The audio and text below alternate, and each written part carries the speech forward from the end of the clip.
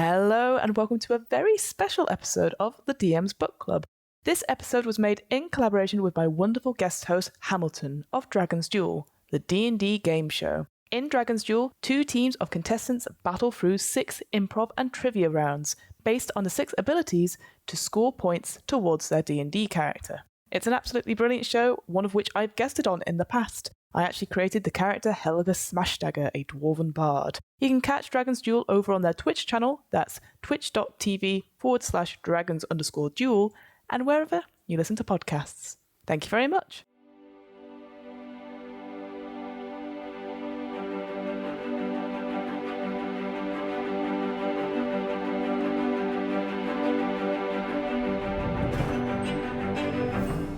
Here we go. Hello and welcome to the DM's Book Club, a podcast where we read about some Dungeons and Dragons and discuss how we might include it in our role-playing campaigns. I can't say words. You did it. Yes. This week on the show, I am joined by Fiona. You might know her from such podcasts as this one and the What Am I Rolling podcast, which is a bi-monthly or twice a month podcast that plays other TTRPG systems. I've fallen off the cliff. Help me! No, you got it right. Thank you so much, Hamilton. Thank you. How are you hosting this? This is my show. No, you did offer it to me, and I did. I felt much more comfortable doing it. No, I didn't. No, you're doing great. This week we're doing Hags and the Dark Sisterhood. I should turn my lights off, but I can't reach them. No, I consider that as well, but then I don't know if you've had it with your internet or whenever your camera tries to find you, it struggles to find you, so then it's just like works overtime as a result. Yes, exactly. Ugh. I could do some editing. I could do some video editing where it just all goes a bit black or something, or goes inverted. Well, yeah, it's like every it's completely off topic, but every serial killer documentary is like everything was fine until they weren't, and then inverted colours, like yes, or black and white, and the camera and it's all cut through the screen. Yeah, the sort of Ken Burns, like 100%. Ah, good old Ken Burns. All he's remembered for is moving pictures. I'm sure he did good photos as well, I imagine. But I imagine that, so yeah. But yes, so Hags then. Right. This was your choice, so it was. Yeah. I guess it says a lot about me as a person. So I don't know what your experience is with Hags, Hamilton. I don't have that much experience. Well, I wouldn't want to assume you know a real life hag. But I unfortunately haven't met any, even in my Glastonbury tour days. I don't think I met any. But my goodness, yes. So if our listeners listened to the last episode, obviously we discovered Hamilton's origins for getting into role playing games. But now that you've mentioned it, maybe it was a hag in disguise, but obviously we don't know, and that's me saying it, not Hamilton. So don't rain terror on Hamilton. Please don't. Also, my grandma used to tell me a story about the tube. This is very weird, but she used to say, she freaked me out about the tube, and I really had like a fear of it. I didn't really realize why I had this sort of irrational fear of it, and then I had this memory, and she used to when I was a kid point at the tube station. She goes, "You don't go down there. It's dangerous. Bad people live down there who turn you into a donkey like you saw on in Pinocchio." And I was like, "You what?" Seriously? And I told my mum this. I sort of had this memory. It came back to me when I was living in London years ago, and I remembered it when I was like, she told me that, and I remember she used to tell me this all the time. And I told my mum, she went, "She did what?" And my grandma, unfortunately, it's not. I loved my grandma. She was amazing. Grandmothers will come up in this anyway, but she told me this story and it fucking freaked me out. Seriously, you're gonna tell that scene in Pinocchio is fucking scary. Oh, it's terrifying. Absolutely, yeah. Where they all go to it's called not Boy Island, or it's like Party Island or something like that. All the boys get to do whatever they want and randomly shoot guns. I seem to remember that bit, but and turning into donkeys. Cigars, and then turning into donkeys. That was it, and drinking and stuff. Yeah, and that's just that stuck with me for a while. So that's my only sort of close IRL hag-ish that I can say, because it sort of was that sort of that's folklore-y where it's don't trust it. There are bad people down there. Exactly, so. And by your old grandmother, that sort of fits with that sort of thing.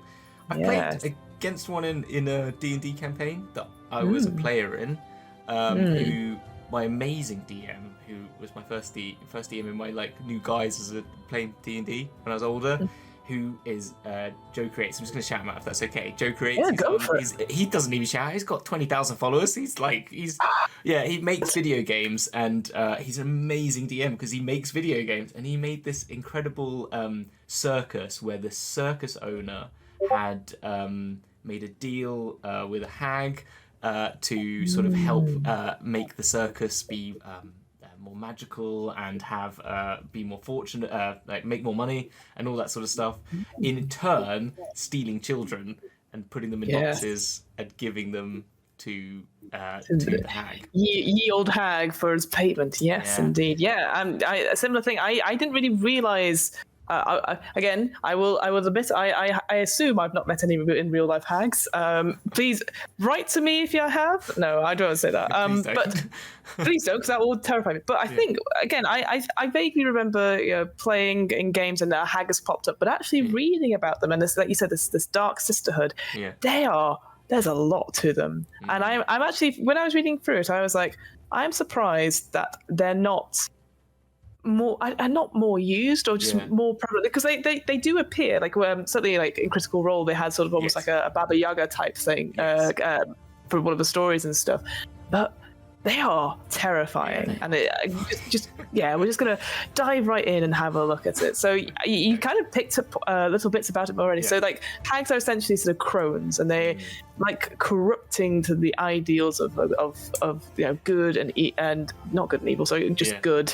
And they are just, and it just, there's this great line, it just says they are inhuman monsters, they're twisted by evil. There's no redeeming features about a hag, and they have this great sort of like you sort of said, like a hierarchy thing. So the oldest and wisest and probably most evil ones are the grandmothers. So that idea of like grandmother Nightshade and all that sort of thing comes across. But then lesser down the order, or sort of less powerful hags are known as aunties, which again, for me, not saying that my aunties were hags or anything like that, but there is that sort of I had one. Maybe it's like a trope or something. Like when you read books, there's always like an auntie who is like a bit much, I guess, or a bit sort of like, and you're like, oh no, not Auntie Susanna. That's exactly. No, I totally agree, and it's so based on those. I don't want to get too philosophical. That Jungian tropes, isn't it? Of the sort of those. What they called folk stories of the old lady in the woods who, Hansel and Gretel, and and all the and obviously the sort of the witch in like Wizard of Oz and stuff like that. So they are essentially magical witches, but are perceived to be much older. Like there's a great paragraph again. Most of the hag stuff we're going to be talking about today comes from Volo's Guide to Monsters. There are bits and other pieces obviously in the Monsters manual and stuff like that, but in Volo's it talks about this idea that they are sort of ugly, unpredictable, and old. That is like the three, again, the rule of three, which we keep coming back to. I think it's just a thing with you and me, Hamilton. We're like, the rule of three. I'm going to keep with this. I'm going to keep with this. But so there's the idea that they're older and they're not part of... there's this thing about... that's what I was going to talk about, sorry. In the Volo's Guide, they talk about, obviously, the Feywild, and there's obviously the sealing and unsealing court, and how... both these courts, and I've spoke about it on another episode that for us recording just now came out today. We talked about it with Darren Kenny.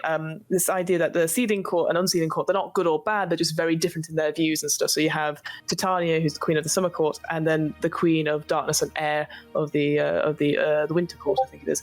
But hags don't belong to either of them. Because, and I love this, neither court likes them because they're a bit of a stain, because they have this idea that for a hag, being ugly is beautiful, and vice versa. Whereas Feywild is obviously all about beauty and nature and like that sort of almost preening quality. So I just love the idea that hags aren't a part of either court because they don't see eye to eye on this one thing. Exactly, no, and exactly. They revel in having a hideous appearance, isn't it? It's that sort of. But they'll pick at sores and they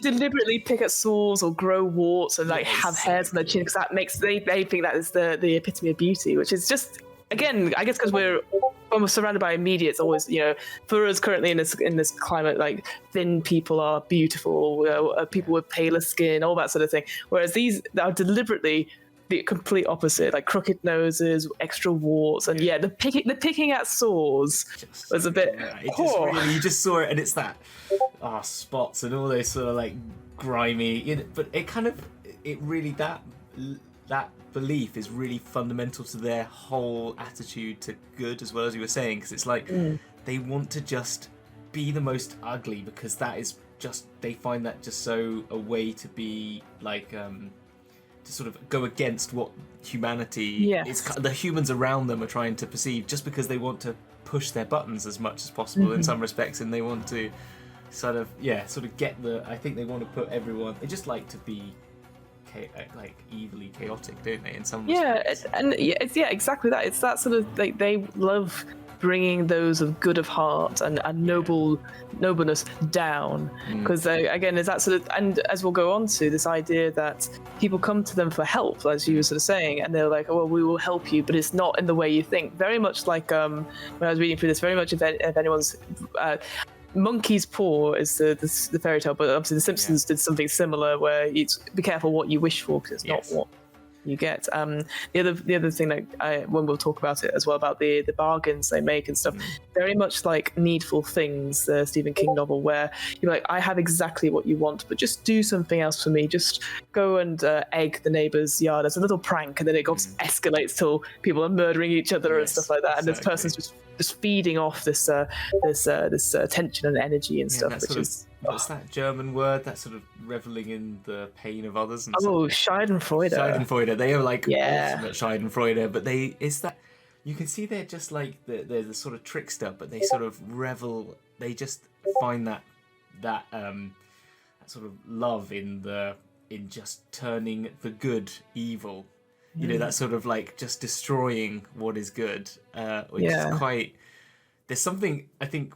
There's something quite dark. It's something super bad, evil about that. But it is something that you can see in some people, and you can see that sort of like the seed of something. Someone takes and then this is definitely turned up to 11. That they will deliberately go about their way to undermine and destroy something because that's what they enjoy. But like you said, so obviously fairy tales of like, you must stay away from people because they'll just take children away for various reasons, but it's because they can shape change. They most of them can change into the appearance of comely older women who are just like, oh, have some food, my dear. Oh, come help me with this. And then there's tales of like them encouraging children to act out to the point where they are and then they are either exiled from their village, or they're like, we don't know what to do. The kid has been manipulated, and that's the idea. They always manipulate people's good intentions and stuff, which I really, again, it's a very how can I put it? It's, again, we've all had a person in our lives who if it's a relative or an older relative who insists on something, but they do it in a way which is very sweetly, like, again, if we take an example of a grandmother, and it's like, oh dearie, oh, have you put on weight, that sort of thing. It's that, and it's just it is that sort of like get into your psyche and really it's I think Bridget Jones calls it the jellyfish compliment, where it's sort of like a backhand. And I just like that idea that this is what one way of playing Hags could be. It is that sort of like the little insults and digs that just eat away at someone. Is just I'm now thinking great. Of what's her name from Pride and Prejudice? Oh jeez. Oh, her condescension is so. Oh, are you a Pride and Prejudice? It's Catherine de Bourgh, Lady Catherine de Bourgh. That sort of like just sort of says these things that are just so mean to. Sorry, that just remind me of that. No, but it's true, right? And this is the thing about it. You see it everywhere in little bits of inspiration. You're like, oh yeah, this comes from this and that. So could you imagine, for example, like a Pride and Prejudice version, but there are hags in society, and they have a hag ball, all that sort of thing. That'll be, Okay, Elizabeth goes to a hag to try and get, or Darcy does, or something like that. I can see that. Oh, that'd be good. But just to go back to, so you're talking about so this idea of bargains, and then people going, So we've had bargains before, like, so obviously people can make bargains with devils, but hags are slightly different. Whereas devils are more willing to go to people and make the bargains then and there. Hags bide their time, which for me makes it so much more evil. They'll wait and they will just, if they just they like bringing the mortal low for as long as possible to fulfill their end of the bargain. And it could be anything. They talked about in the book. They talked about a woman, a husband and their partner is playing away from home. So going to the hag saying, "Can you help me?" And of course I can. Bringing the partner back or enchanting them in some way so that they always stay at home to the point that they become sort of sloth-like and obviously unappealing and stuff like that. But they're always at home. Exactly. And love that as a thing. I love that distinction as well with the devils. Is that the devil is? I mean, if you the devils have also they're in this battle and they also want to be going up the ladder and they've got different reasons for making these bargains because they want to gain more souls to gain more power. They're just doing this for their own enjoyment. There's actually there's nothing more. There's no morality to it in a sense. They're not doing it for any greater power. Not that a devil's ideas are good. At least there's some sort of there's a reason behind it. But theirs is sort of just purely for their own pleasure of which is worse, so much worse. That sort of line from The Dark Knight that was on our show the other week. Some men just like to watch the world burn. That sort of the Joker character. No, I definitely see that, and actually thinking about so when a bargain does go wrong for the mortal, and other mortals see it, the hag isn't worried per se. They'll just wait, and eventually more mortals will come, more customers, as it says in the book, will come because people go, well, that person was clearly stupid. I can have a go at that, and I just love that. I love that the confidence to be like, oh, it didn't, you are humiliated in front of everyone. And you all know who it is, but that fear of grandmother in the woods, and you don't. And it again later on, it talks about whole villages under this sort of spell of a hag, and they don't do anything because she helps with the harvest and stuff. We don't want to do anything about that. Like he was saying before about that idea of the carnival, it's going super successfully, but because we are giving payments, so why would we stop the payments? Because what will happen to us, we don't know. If we break the bargain, what's going to happen to us? And there's that. Love it. Yeah, no, it's fun. And I don't know if you've played The Witcher. Have you played The Witcher 3? I don't know. Ooh, you see, now, I feel really bad. I should have played The Witcher. I've never got around to it. It's one of the, it's you know what? I know I would love it. I know I would love it. I've watched the TV show, loved that.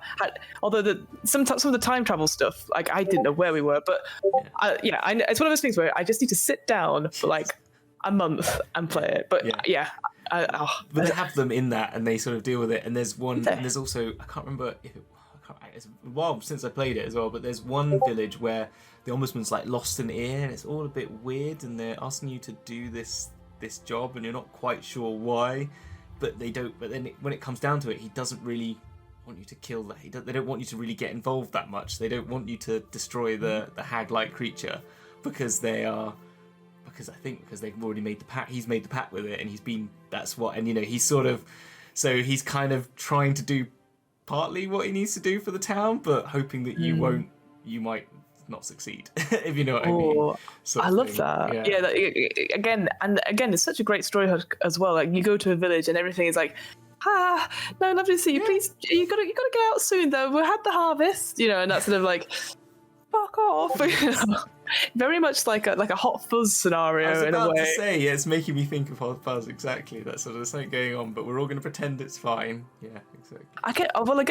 Imagine a Hot Fuzz, but it's actually hags, rather than. See, I think honestly, this is my case for having hags in everything. Why not?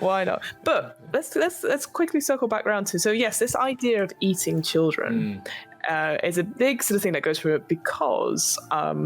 The way they gain more offspring is by eating a child and then, in quotation marks, birthing a daughter. Yes. Yes. It's I know, it's quite... And then, but they're a normal child until they hit 13 as well, so they birth a usual child that could... as they said, they use humanoids in this as well for infiltrating. Maybe it's a powerful sorcerer or wizard or maybe druid might join them potentially in a coven, which we'll probably get onto later. Yes. But then with that, so that they can use those humans to manipulate other humans. So if you think about it, they got this little child, like basically that child vampire in Don't let the right one in. Oh God! That's such a good film. It is a great film, but they're not completely that evil, because it's kind of about them trying to make relationships. But you could see that sort of like you didn't know that child is a 1,000-year-old vampire. Well, yeah. I can't remember the name of the child she makes friends with, but he just treats her as a normal person because he's obviously very lonely and stuff. So having that idea of like introducing, this is Tabitha. She's a lonely girl, and then the rest of the village makes friends with her, and then she grows up and becomes a hag. Well, also just like, hey, come with me, friends. We'll go to the forest and play with my mother. Come round for tea with Granny. Yeah. Exactly. Yes. Yeah.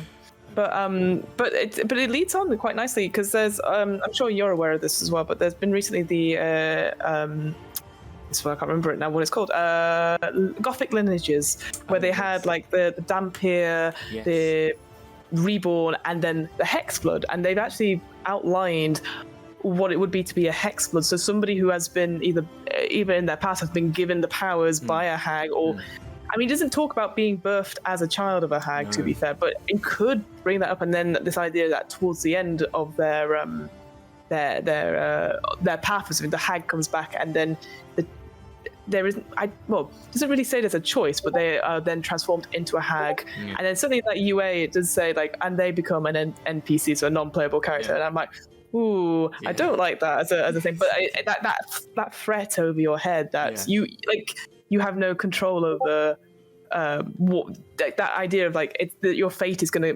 catch up with you soon, and you have this destiny. If your players are really up for it, it could be a really great storyline. It could be something that just keeps, and if they're happy to just let it do what it needs to do, you can just play that. It's sort of, I mean, it reminds me a bit of I'm used Critical Role because I think it's a lot of people watched it, but like the Raven Queen deal that that Vax makes. I don't want to. This is big spoilers if you haven't seen season 1. It's been out for 4 or 5 years at this point. That campaign. So, but that feeling when you're watching it and she's coming for him, and it's quite saddening and it's heartbreaking, and that moment where like Sam tries to use the wish spell to try and that's so sad. My God, it gets you, but. It was, he flew into it and worked it really well, and it became a really interesting dilemma that he's dealing with, that he is going to die and he's going to be taken away, and I don't know, it just sort of made him a different character actually when he got that deal. I think made him change. No, I agree. Yeah, I guess as long as you talk it through with the players, like why if they choose to be a Hexblood race, or even have like I was almost like a cuckoo child in a way. I got replaced or something like that. Like, I mean, all these things are really cool story hooks and plots and stuff. But I think it's just double checking with them and making sure. But that would be such a cool thing. Yeah. So going on to sort of like the bargaining aspect of it. The one thing I really liked about this, I think, just off the bat, the idea that, again, this is in the sort of role-playing section of Hag. So when you obviously bargain with a Hag, obviously they want something, but might go a ways around it. But if you present them with like an object of power or something like that, they are like, what's that? And there's a line or two saying how they'll just grab it without asking, and like shake it, lick it, sniff it. And I was like, see that, can't you? You can really. I love the description of it. It's really you do get them like from it. I know because there's lots in our minds of them, but that sort of feralness slightly comes out of them. Yeah, I guess for me, like if somebody grabs something from me in a campaign, and maybe a less experienced version of myself would have gone, oh no, stab, and I wouldn't do that with a hag, put it that way. But I just like that idea. I guess building up that this is a creature of immense power. So if she snatched something from me, you better be like, okay, you touch it. Yeah, that's fine. You have a good long look at that. Yeah. Yes, 100%. And that, as you said, the sort of lick it, taste it sort of thing. Be really like, but that sort of really gives like real character to these, because there's that sort of bumbliness to them as well, which maybe is Englishness compression, but that sort of sense that that you might believe you could get away with it. You could see how people could be duped and think, oh, this is just an old lady. She's just a bit crazy.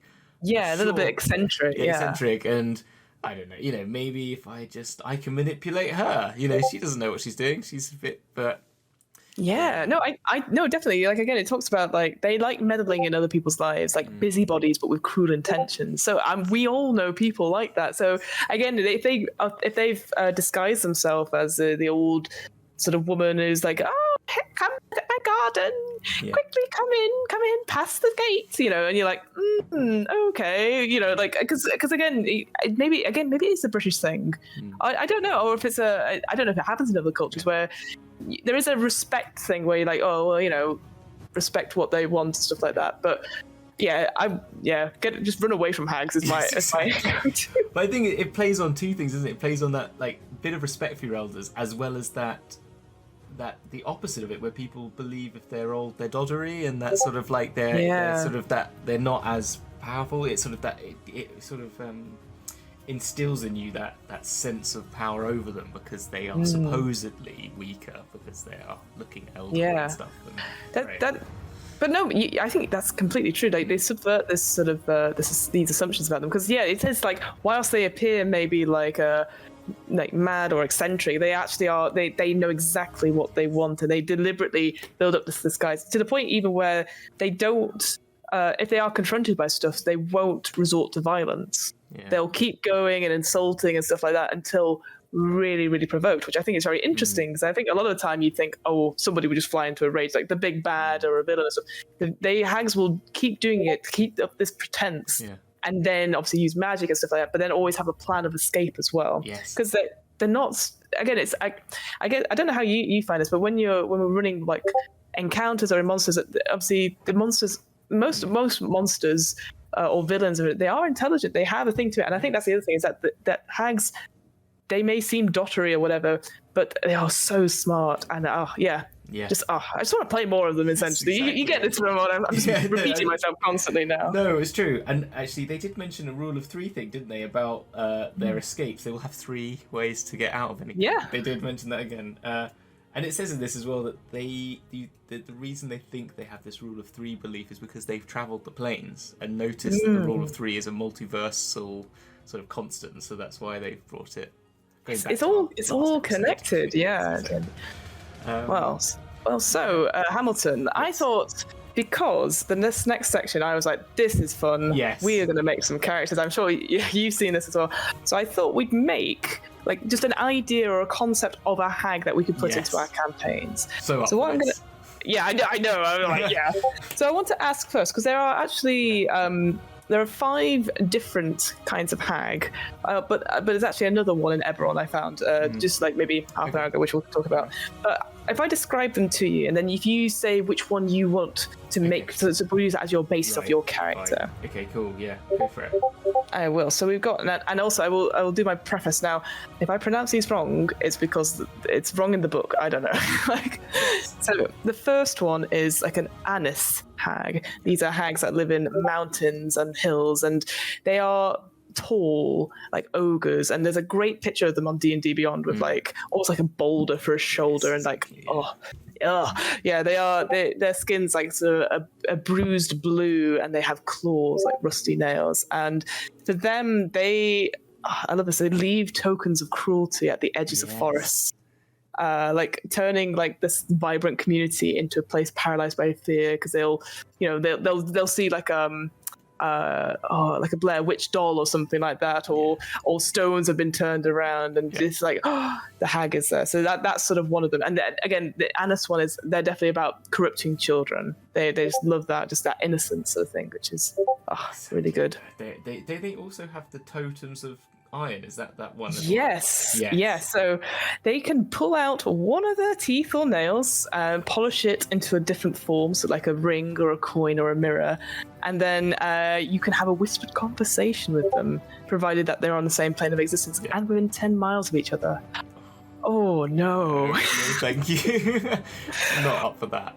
No. But I guess again, the limiting factor there is within 10 miles. But I still love the idea that suddenly they're like, Yeah. How are you? You just come back into range. Yes. Can't ignore me. You know that. The mayor of the town who's made the deal, just reminding him middle of the night, just thinking of you.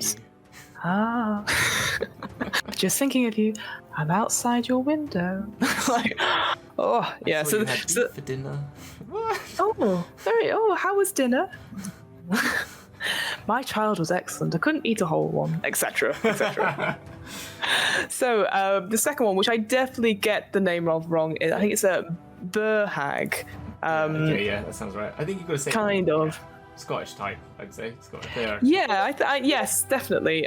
So these are hags that live in very wintry sort of mountain peaks and snow-covered ice caps. They are gaunt and they have proper blue-white skin and are pretty much emancipated, as if someone has starved to death. So again, you can imagine, if you imagine and again, all of these hags, they take the shape of a woman, but obviously gender is a construct, etc. But this idea of a very tall, femme-looking person, emancipated, like almost made of ice, essentially.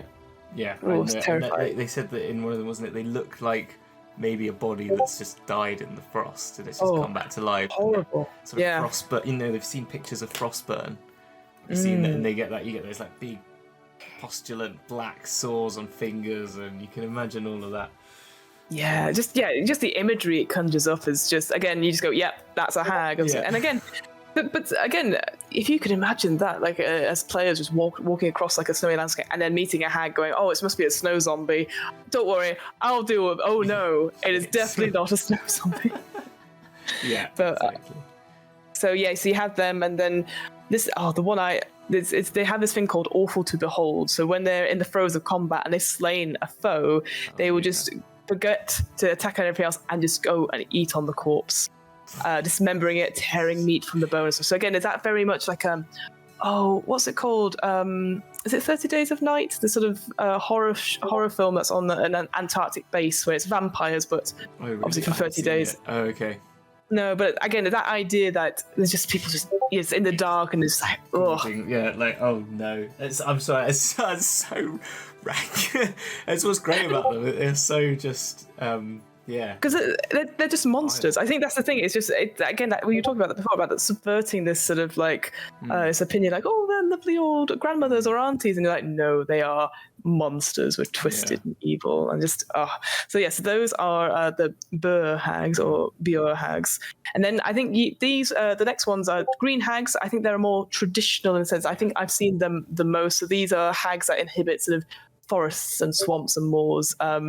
These ones, regardless of what their body shape or type is, they always have matted hair on top of their heads, like almost like bird nests and stuff. So this is definitely, if you're thinking of like Baba Yaga style, this is the kind of typical Baba Yaga I think you would think of.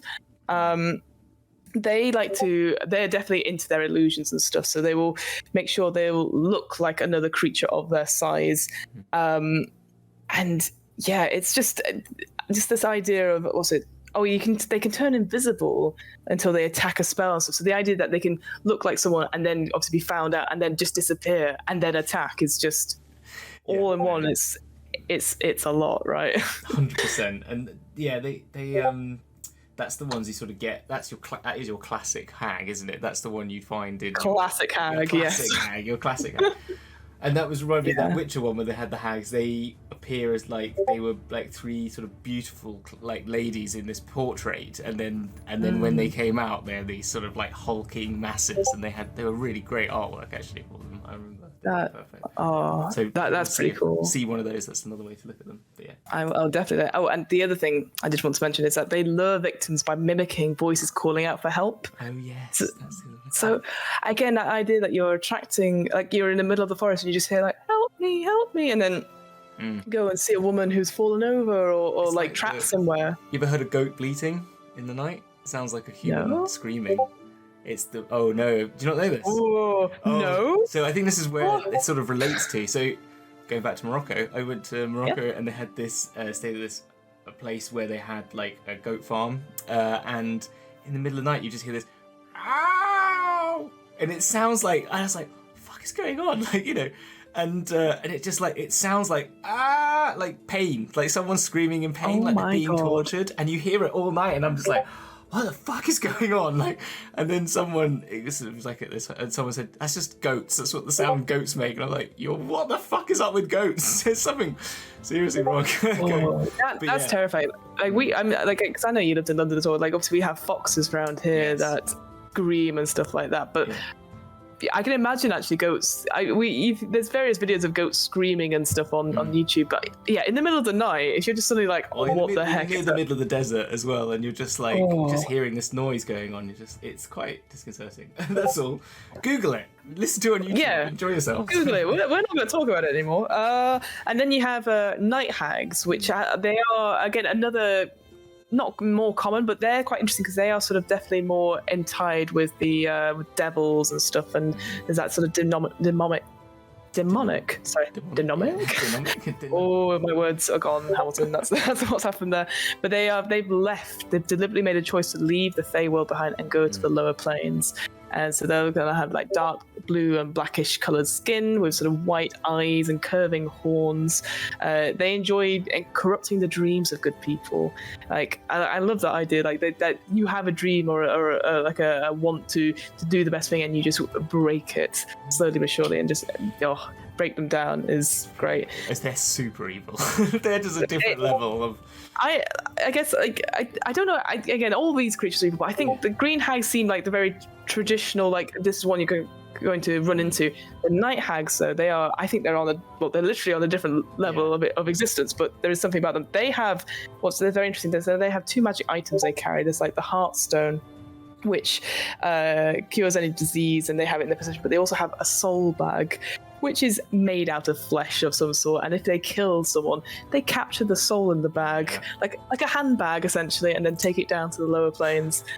Just imagining now, those little what they called the check bags. Those little bags that grannies always have going down to the shops, but having that, but the check is made out of different 2 different types of skin, but they're just wheeling it along just in the background. So they are like a soul monger. So if anyone's ever read Tomb of Annihilation, that sort of thing, it's that sort of thing that they can just capture it and have it in there.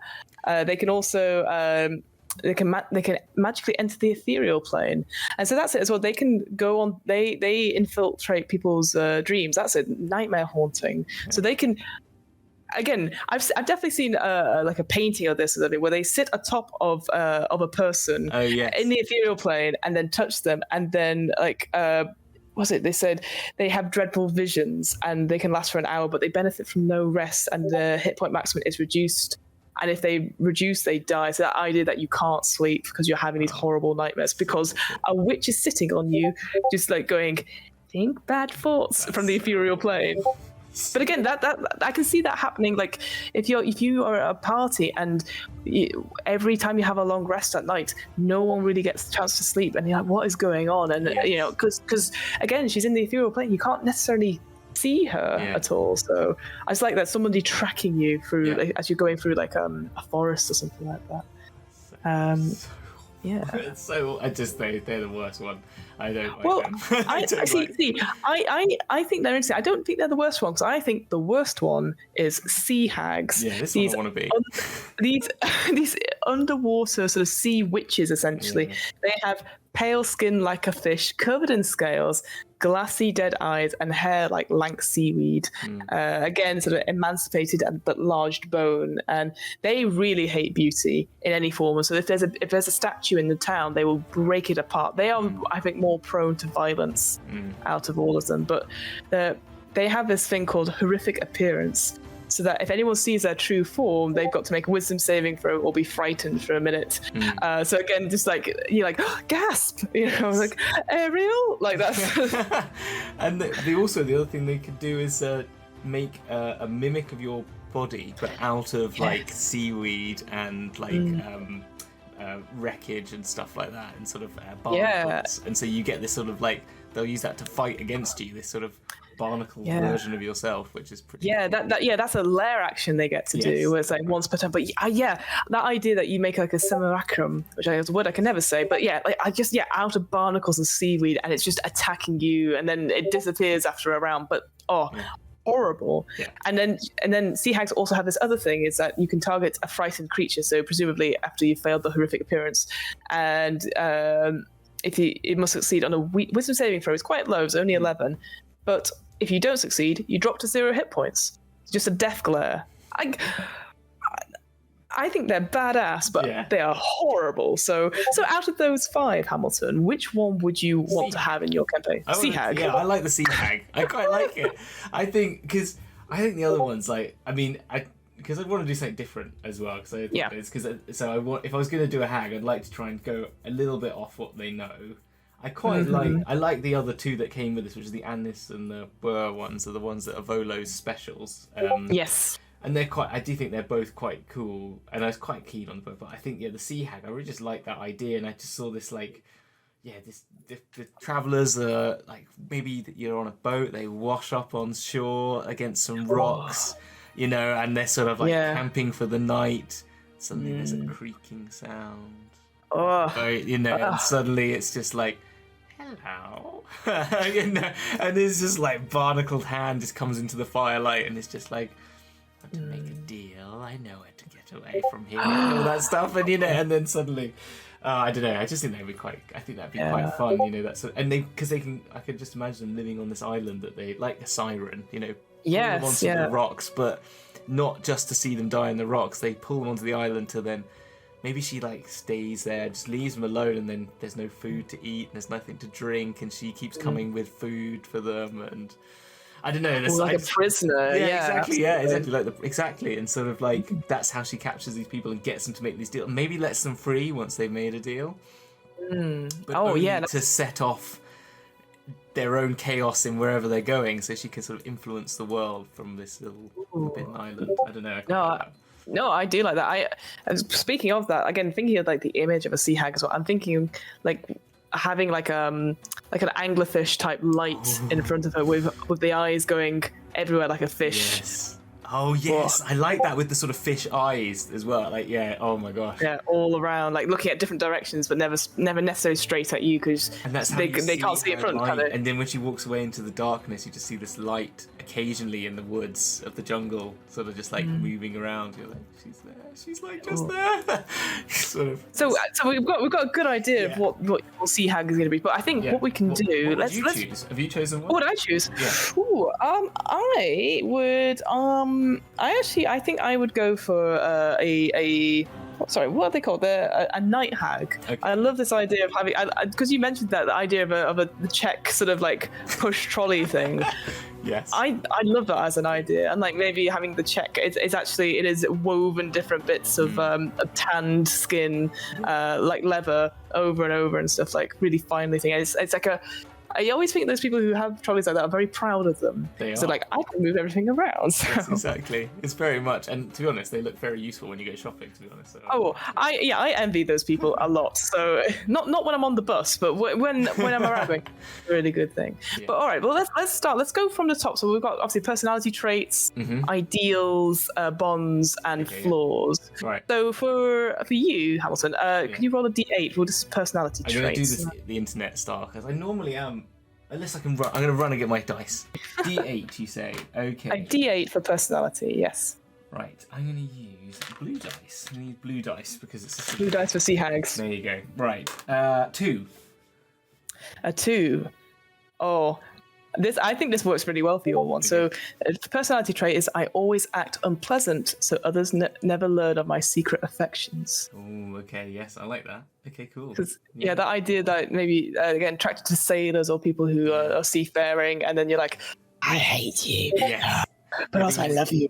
Yeah, exactly. Sort of like, I so want to play this now. I'm going to have to bring it into a campaign. Well, that's it, and that's what I love about these things. These monsters became a hag because they were cast ashore when they were a pirate lover, and the pirate lover sort of chucked them overboard because I was it, I know he was an evil person, and then like now hates all sailors, but secretly still like wants to find her pirate lover.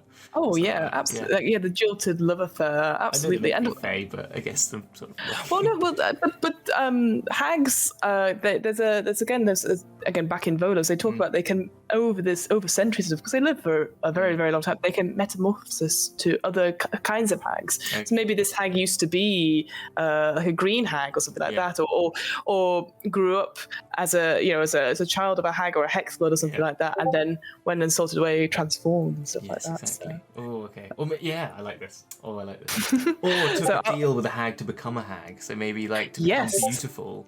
And then maybe that's the thing. Maybe that's what happened. Okay. Anyway, I love this. Yeah, it's cool. Right.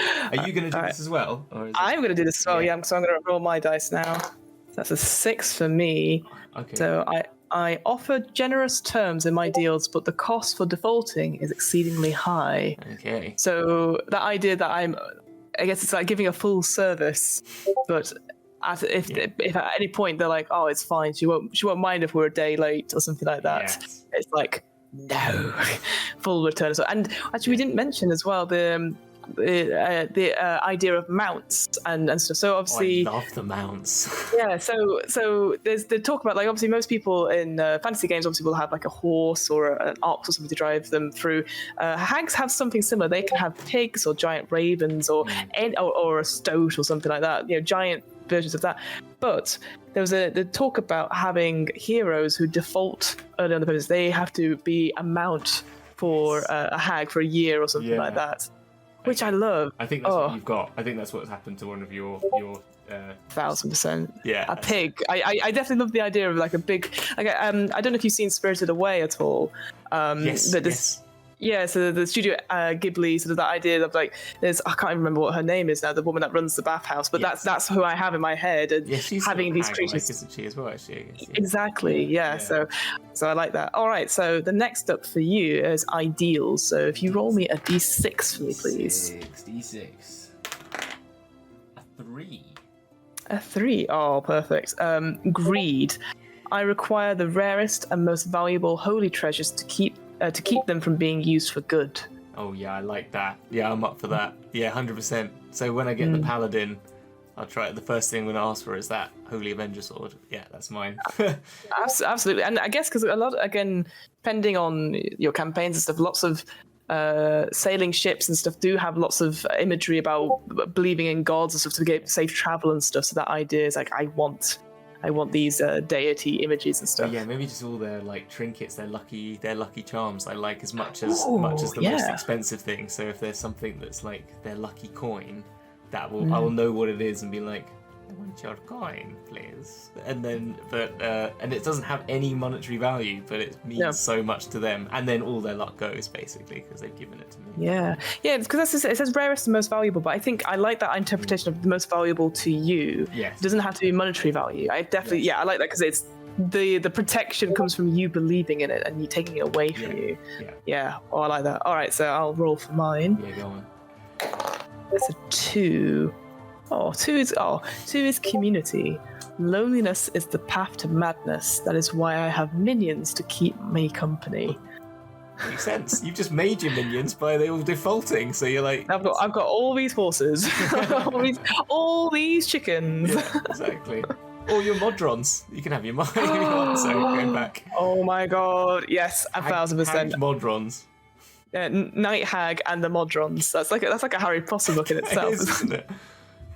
All right. So for you, a D8 for Hag bonds. Hag bonds, D8. 2. A 2. 2. Ooh, I like this one. I am involved in a centuries-long feud with a rival of similar power and status. Agnes across the river. She's got a lighthouse and everything. That witch. I'm gonna build my own lighthouse. I've got one on my head though, so I don't need one. But you do. But there's something about bonds that instantly create you have a rival or a family member or something like that. It's so like even if they don't necessarily exist, being able to play off that the feud, rival, it's done. It's like, even if it's like something so simple, like you're jealous she has a lighthouse. Exactly. I'm definitely jealous about that bloody lighthouse. She goes on about it every time we chat. So, what's your one then? All right, I'll have a look. I'll see. I also got a 2, so I'll re-roll this because that's 2 2s. That's 2 2s. Oh dear, wants you to have it. A 7. So my greatest rival and I know a secret word that will destroy us both simultaneously. Yes. Yeah, I like it. That idea that you have, again, is that power over someone else, but they have the same power over you, and they have to, that sort of trust thing is just, oh, yeah, I quite like that. I don't know what the word would be, though. Maybe it's one of those things where you never say what the word is until the end of the campaign, and it's something like it's something stupid that could easily come up in conversation. But it's like that Rumpelstiltskin sort of thing, which is quite similarly sort of vain as well. That sort of know their name, and that's how you lose their power. Is that sort of that could be a whole thing that your party are trying to do, and maybe they go find this other hag and sort of like get them to try and sort of try and manipulate the other hag into saying what the word might be, or something, because they don't know them or something. I don't know. No, but I love that idea of like, because there's that whole thing in fairy tales about naming something, and then if you have power over it, naming a hag, like that, because again, that idea that they are part of the Feywild but not. That having that sort of like concordance that they have to be cordial with you because they've used the name, but it only works once or something like that. Yeah. So we finished off that. So Hag Flaws then. So for this, for you, is a D6. D6. 3. A 3. Oh, yes. Ooh. Yeah, I have an allergy to a creature, such as a cat or a raven or a substance. It's easy. What a shellfish allergy. That's it. Or a substance that is important to my work. Ooh, yes. So you could have almost like, maybe you have like rotten velvet gloves or something like that, or you have to get people to do it for you. Oh, could you get yeah, exactly. Like they make the barnacle version of it, but it comes close to me. I'm like, excuse me. Yeah. Oh, the shellfish allergy as a sea hag. I love that as a concept. Yeah. It's very much, I can imagine therefore, you going like, oh, would you kindly, very Bioshock, it's like, would you kindly just pick up that shellfish for me? Exactly. Oh, I love that. All right. Could you get it for me, please? And all right, sling it over at Agnes. Anyway, sorry. Yeah. Oh God. Yeah. Fling it over. Get that witch. Honestly. All right. So for me, my flaw is a 4. Ooh. I will not tell a lie, but I can still say nothing, nod suggestively, or bend the truth a little to suit my needs.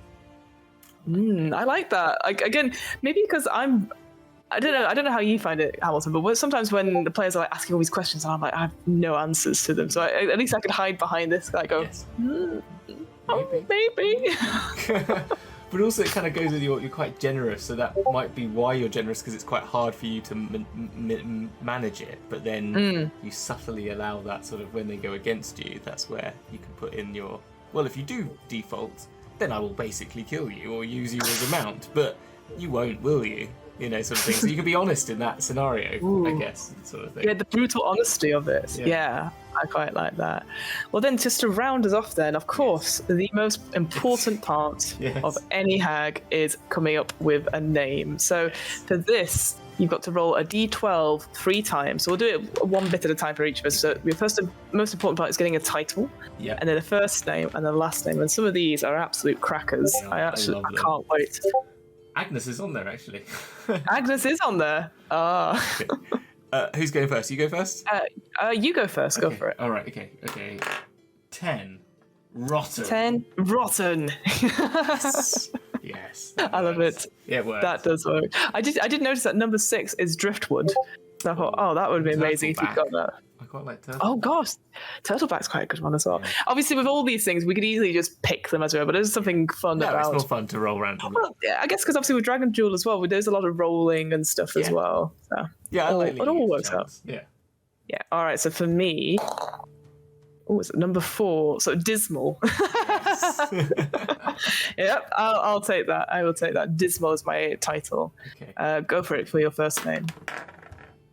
Oh, one. Agatha. Agatha and Agnes. So what's it? Rotten Agatha. Rotten Agatha. Oh, amazing. Okay, so my first name is an 8. So Peggy. So I'm Dismal Peggy. Amazing. All right, go on. Last name then. Last name. 12. Yeah, Wormwiggle. Yes. Rotten Agatha Wormwiggle. That's great. Oh, I like that. Yeah, I like that. So that's good. I like Rotten that. Cool. Wormwiggle. All right, and then finally for me. I also got 12. I will roll again because we can't have 2. Oh, I go straight for 1. So that's Bone Chewer. Nice. So Yes. Dismal Peggy. Sorry, Bone Chewer. That's my character. Yes. Bone Chewer. What a great name. Oh, That's great. Okay, I'm going to give. So to just choose one, I'm going to say that it's Turtleback Agnes. Gristlegums is my your rival. Is my rival. There you go. Just to give it one. Yeah. I love it. And then I guess because I also have a rival as well, Yes, I'll go for Dread Sally. Oh, Dread Sally Toe Stealer. Yes. She always steals those toes I'm trying to bone chew. You're like, come on, they're my favourite part. Exactly. Well, that is it. That is only like a brief glimpse into what hags are. We didn't really get to covens in the end, but essentially with covens, we'll quickly do it now. Sometimes with this, we've talked about this idea of the power of 3, and sometimes hags will come together, and there'll be 3 of them to sort of gain more power and stuff like that. Usually it is like a grandmother and 2 aunties in that respect, and maybe they are related to the grandmother or not, but they are able to basically come as almost like an encounter in a way. That they could be around a certain aspect, so they could be like a death coven or a nature coven, etc., for whatever their needs are, and then get access to certain spells. Yes. And again, it's that sort of thing where it makes sense in a way if hags, whilst they're not necessarily whilst hags are sort of antisocial creatures, at the best of times, obviously there is power in numbers. So if you go into the coven lair of a hag, you're not fighting against one of these creatures, you're fighting against 3 of them. And yeah, that will be fun. Yeah, can you imagine that? Yes, 3 sea hags with the ability to create doppelganger-esques of yourselves. Yeah. And having that, and then like for me, like having 3 night hags with the ability to steal souls and almost suffocate you in your dreams. Yes, like pretty. And that will get rid of that action economy. That's what I was looking for. If you got 3 of them as well, that's the thing. Yeah. So, but yeah, no, I think if you'll get some really high level players as well, when you're always it's always hard sometimes to find good encounters for when you get to those sort of plus 10, getting onto 15 and then even higher.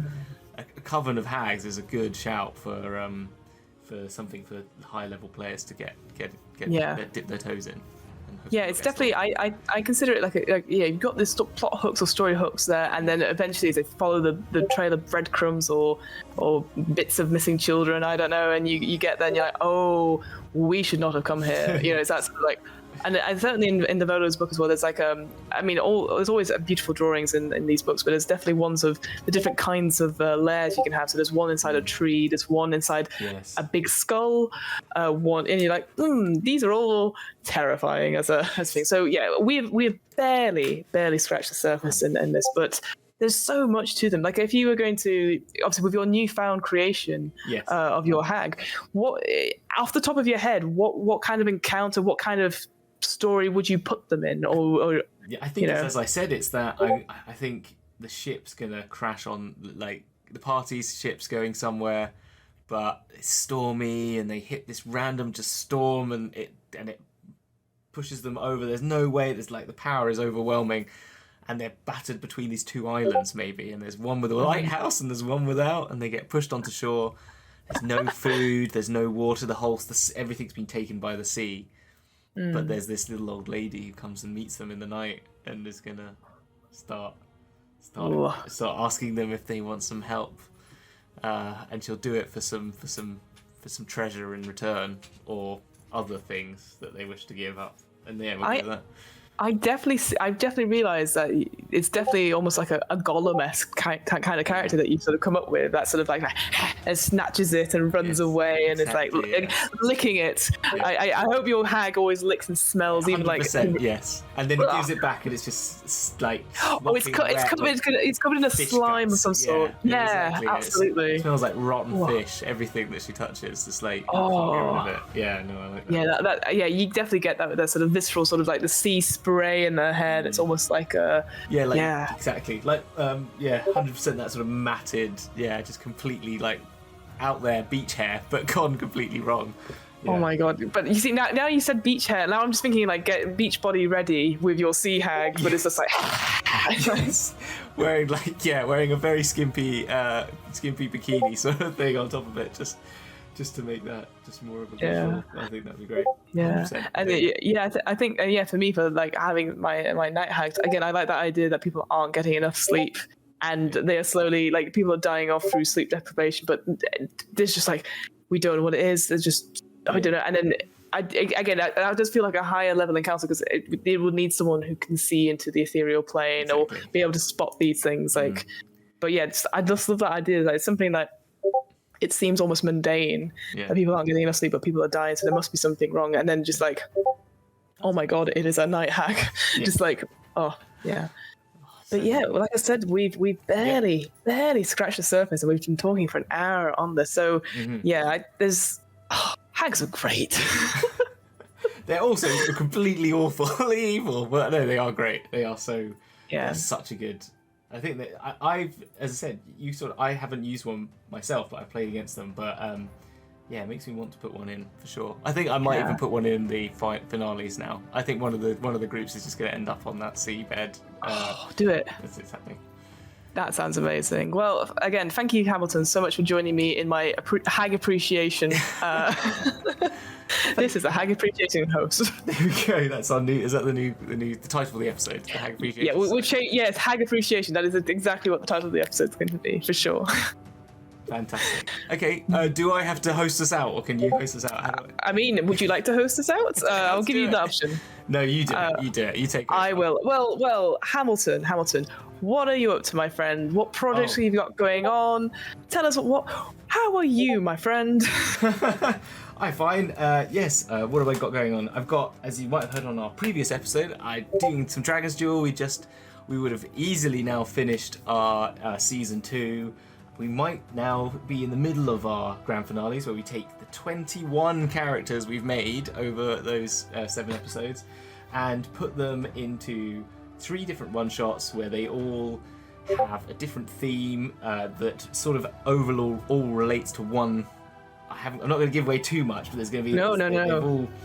They've all got a different setting they need to go through, but it's going to be overpowered, they're going to be underleveled, and therefore we're going to have to try and kill them off. We have to ferret down 21 characters into, I'm hoping, 5 or 6, depending on how well they do, who then go through into the grand finale, which will be very much PvP. Last time we had like a speed run thing with like traps on it, and they had 2 teams running to the either side. We had like a head-to-head sort of like paintball sort of game where you're sort of like you've got to get from one side, capture the flag sort of thing. Cool. And then leading into hopefully at the end where we have just 2 players. And last time we turned them into dragons, level 20 dragons, and they fought each other for the title of the season. And that's basically just what we do. And that's where we are. And then soon after that, we might have a City of Mist campaign with another person on this show. That's not me. What? Exactly. What? Yes, As we sort of alluded to last time, I've never played City of Mist, but I've been super excited by basically all the world building that you've been doing, all the stuff that we've come up with. So it is. I'm very excited by it. I think City of Mist again, it's as a role playing game. Again, it's very much correct me if I'm wrong because you're the one who sort of read it all, but it feels very film noir. There is mystery. There's all these sort of bits and pieces together, but it is what the players make of it. You follow the leads. There's not so much like here is the big bad roll hit and stuff like that. There's a definitely more collaborative style to it, which I'm very excited to see. No, I'm loving that as well. It's been really great working with all the lovely people, including yourself, on it, and just making these characters and sort of forming the story with you and how it works. Our evil developers, hint, hint, nudge, nudge, which are going to be great. So I can't wait. Yeah, I can't wait. It's going to be fun. Yeah. Really fun. And yeah, just to sign us off, so my name is Fiona. I run the What Am I Rolling podcast, which is a twice monthly RPG one-shot podcast. Hamilton, do you want to know how it's going? I was going to ask you, how's it going? It's going fine. It's going well. Yeah, we're doing very well. Bits and pieces are still coming out, and we've got Bluebeard's Bride. We've got the Warhammer one. We've got a sci-fi one called Vert coming out. I don't know if you ever read Vert by Paul Noon. It's essentially like train spotting with drugs, but in Manchester and cyberpunk. Totally crazy. I played a cyber dog, and it was amazing. Amazing. That sounds really. Was it called K9? No. She was called Harriet Goodgirl, but I played her like K9. Okay. So that was my thing. But yeah, really good, really interesting. Harriet Goodgirl. And because I forgot to do it last time, but I'll do it again for this. We also have, for the DM's Book Club, we have a offer code off at Third Space Gaming in Burnley. It's your friendly local game store. So you can type in the code DNBC on their website and get 10% off your first order, and that can be on role-playing books, that could be on terrain, could be on Warhammer, if you're back into Warhammer at all. I do buy some of it, but if I get too much into it, I'll have no money left, so I just keep it very, very tight on what I buy. Special things. Well, brilliant. And yeah, well, thank you so much, Hamilton. This has been an absolute pleasure of your time. Same. Oh, yeah, sorry, of our time, I meant to say, but your time. It's a pleasure to hang out with me. That's what. No, it's been an absolute pleasure to hang out with you, and I'm so grateful. No, I am, seriously. It's been absolutely great. And I love the fact we're now just playing our hag characters back and forth now, just insulting each other across the big body of water. That's what's happened here. For quite a while, but it's all right. I'm joking. No, it was. It was true. No, it wasn't. 100%. I'm not even that sort of person. It's so hard to even do it. But yes, no.